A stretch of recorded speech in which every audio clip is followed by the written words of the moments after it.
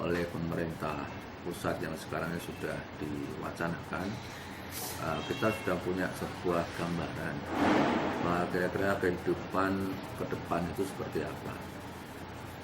Beberapa hal yang perlu kita lakukan sebelum kita masuk pada era yang disebut dengan new normal, atau kalau boleh saya mengatakan sebagai tata krama hidup masyarakat baru. Normal yang perlu dipersiapkan oleh hotel dan restoran. Kalau hotel saya pikir adalah nggak begitu punya masalah, karena di situ tinggal mengatur berapa personil yang akan masuk di dalam ruang atau kamar yang mau menyewa, itu lalu dibatasi dan di situ cukup dikontrol melalui reception yang kemudian berapa orang yang akan datang di situ. Kemudian yang kedua, ada satu kontrol administratif, dan kemudian dalam hal mana seperti terdapatnya orang di dalam satu ruang yang itu adalah bukan keluarga, yang kemudian dipandang rentan dan sebagainya. Itu perlu ada ketentuan-ketentuan, dan ketika itu dalam satu ruang itu ditempati oleh satu orang lebih, maka perlu mulai dibudayakan, kan ada satu tempat tidur yang kemudian twin, itu akan menjadi tren ke depan, akan seperti itu. Kemudian yang untuk yang rumah makan dan sebagainya, itu ada satu hal yang begini, bahwa tempat itu akan menjadi sebuah kebutuhan. Maka kalau penataan terhadap meja dan kemudian tempat penyajian, seperti mulai dari antrian dan seterusnya, itu juga harus ditata demikian rupa supaya nantinya itu tentang physical distancing pada saat new normal itu bisa terpenuhi juga. Cuma persoalannya adalah nanti ada muncul begini, kalau itu semua itu dibuatkan physical distancing, sekarang sudah mulai ada satu migrasi pasar. Pasar itu selama ini orientasinya kan berjubel, berdekat-dekatan. Kemudian manajemen pasar tradisional kadang-kadang mengabaikan estetika, kemudian adalah justru membuatnya mereka berdesak-desakan gitu. Nah, akhirnya di beberapa tempat sekarang mulai menuntut hal itu masyarakat.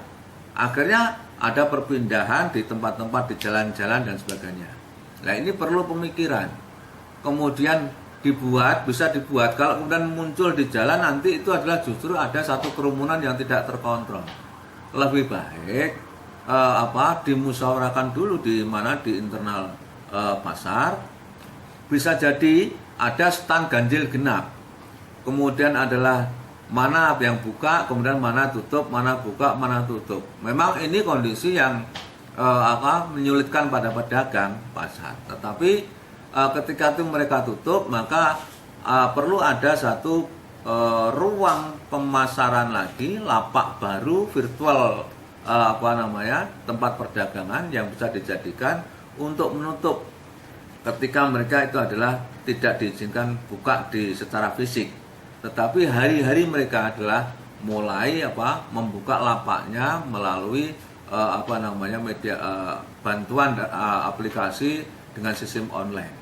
Dan dengan begitu harapan kita tentang hadirnya new normal itu bisa dipahami secara komprehensif, bisa dilaksanakan secara lebih utuh, kemudian dengan tidak mengulang seperti kondisi kemarin.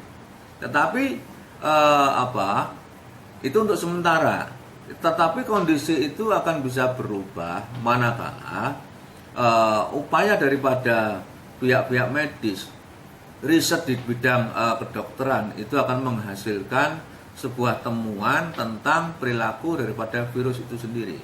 Kami mencoba untuk mendorong pemerintah untuk bekerja sama dengan perguruan-perguruan tinggi dan lembaga-lembaga penelitian, terutama yang lebih berfokus kepada kajian tentang masalah kesehatan dan virus, supaya segera menemukan vaksin apa yang kira-kira tepat. Dan kemudian selama ini kan ada kesan bahwa virus ini kan bermutasi terus gitu. Nah, kemudian tentang mutasinya ini mungkin akan bisa kita temukan dengan cara bisa aja lalu adalah melakukan riset terhadap orang yang sudah terpapar virus dan kemudian meninggal. Kemudian dari situ kan akhirnya bisa diketahui identitas virusnya itu yang aslinya.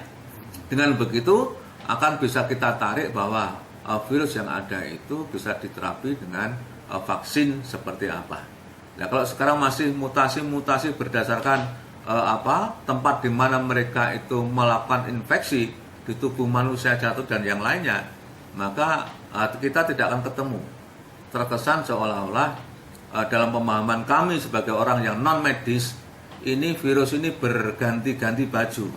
Nah, mereka akan ketahuan jati dirinya manakala baju yang dia tempati untuk bersembunyi itu lalu adalah sudah tidak ada pergerakan lagi. Artinya seperti orang yang sudah meninggal karena terpapar virus mungkin bisa dikasih di situ dan kemudian lalu ditemukan, lalu formulanya bisa dibuat seperti apa. Itu logika kami yang bukan non medis, kira-kira begitu, tetapi kan nanti itu pendekatan dari medis seperti apa.